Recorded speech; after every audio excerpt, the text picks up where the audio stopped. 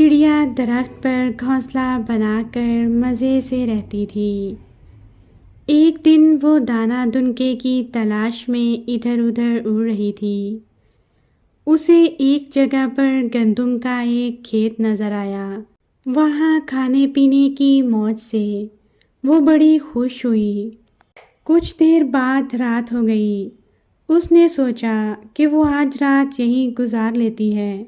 دوسری طرف اس کے گھونسلے کے پاس سے ایک کوے کا گزر ہوا۔ کوے نے جب گھونسلہ خالی دیکھا تو اس نے سوچا کہ کیوں نہ میں اس گھونسلے میں رہنا شروع کر دوں۔ کوا مزے سے اس گھونسلے میں آ کر بیٹھ گیا۔ اگلی صبح جب چڑیا واپس آئی تو اس نے اپنے گھونسلے میں کوے کو بیٹھے دیکھا۔ اسے بڑا غصہ آیا۔ اس نے کوے سے کہا، چور کہیں کا، میں نہیں تھی تو تم میرے گھر میں گھس گئے ہو۔ چلو نکلو میرے گھر سے، تمہیں ذرا بھی شرم نہیں آتی میرے گھر میں رہتے ہوئے۔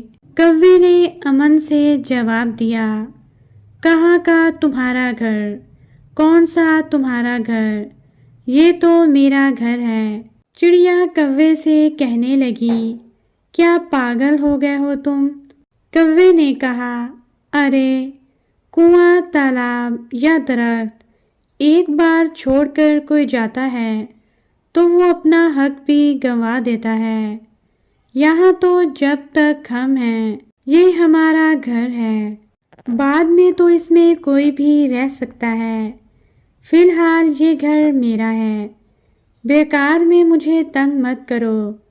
یہ بات سن کر چڑیا کہنے لگی، ایسے بحث کرنے سے کچھ حاصل نہیں ہونے والا، کسی ثالث کے پاس چلتے ہیں، وہ جس کے حق میں فیصلہ سنائے گا اسے گھر مل جائے گا۔ اچانک ہی وہاں سے ایک بلی کا گزر ہوا۔ چڑیا اور کوے نے بلی سے فیصلہ کروانے کے بارے میں سوچا۔ ویسے تو بلی ان دونوں کی پیدائشی دشمن تھی، لیکن وہاں اور کوئی بھی نہیں تھا، اس لیے ان دونوں نے بلی سے فیصلہ کروانے کے بارے میں سوچا۔ کوے نے بلی کو ساری بات بتائی اور بلی سے کہنے لگا، اب آپ ہی فیصلہ کریں کہ یہ گھر کس کا ہے۔ چڑیا نے کہا، جو بھی صحیح ہوگا اسے یہ گھونسلہ مل جائے گا، اور جو جھوٹا ہوگا اسے آپ کھا لیں۔ ارے ارے، یہ تم کیسی باتیں کر رہی ہو؟ میں یہ گناہ نہیں کروں گا۔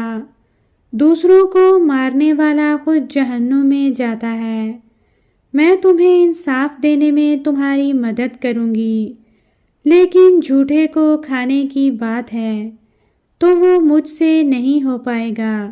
میں ایک بات آپ لوگوں کے کان میں کہنا چاہتی ہوں، تم دونوں میرے پاس آؤ۔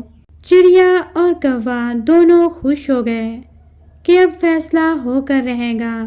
وہ دونوں ہی درخت سے نیچے اتر آئے۔ وہ دونوں بہت خوش تھے کہ اب بلی ان کا فیصلہ کرے گی۔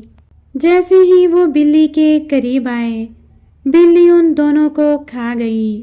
اپنے دشمن کو پہچانتے ہوئے بھی اس پر یقین کر کے کوا اور چڑیا اپنی جانوں سے ہاتھ دھو بیٹھے۔ سچ ہے، دشمن سے سنبھل کر ہو سکے تو 4 ہاتھ دور ہی رہنے میں بھلائی ہوتی ہے۔